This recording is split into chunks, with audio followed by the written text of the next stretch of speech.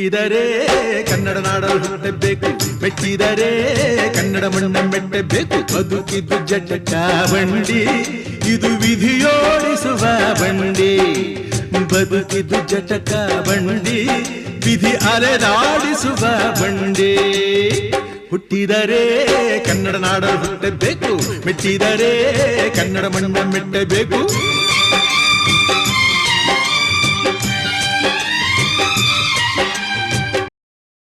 ನಮ್ಮ ಮುಖ ನಮಗೆ ಚೆನ್ನಾಗೇ ಕಾಣಿಸ್ತಾ ಇರ್ತದೆ, ಆದ್ರೆ ನೋಡೋ ಜನರಿಗೂ ಅದು ಚೆನ್ನಾಗಿ ಕಾಣಿಸುತ್ತಾ?